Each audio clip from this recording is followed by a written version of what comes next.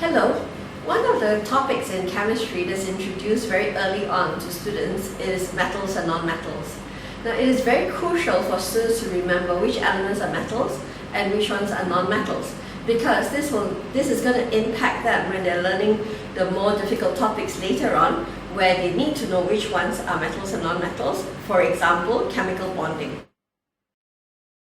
In ChemCaper, one of the items students have to collect is called orbs.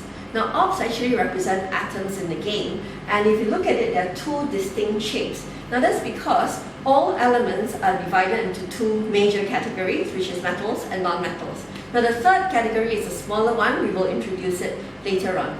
Now in this case, the pyramids are representing metals, because all metals are solids except for one liquid.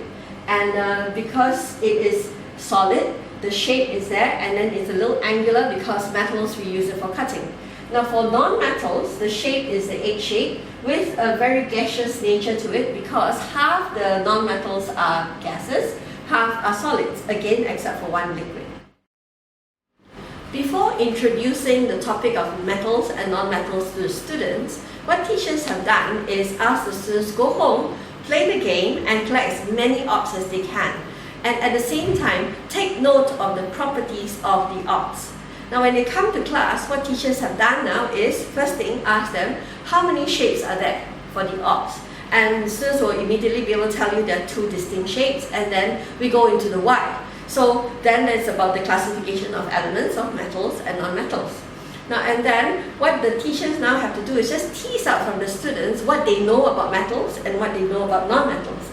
And in that teasing out, all the teacher now has to do is fill up the blanks. What are things that maybe the kids are not familiar with, and just fill it up. And the thing is, what makes this work is the fact that students now have a picture of metals and non-metals, and it classifies them very easily for them.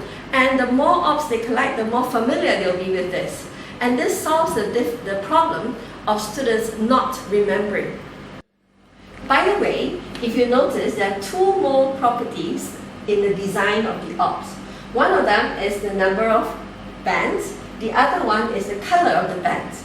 Now the number of bands actually links to the electronic configuration, and the color links to the physical or chemical properties of the elements. And this is going to be very important at the upper levels. Now what we'll be doing is that we will be talking about this in a different video. Thank you.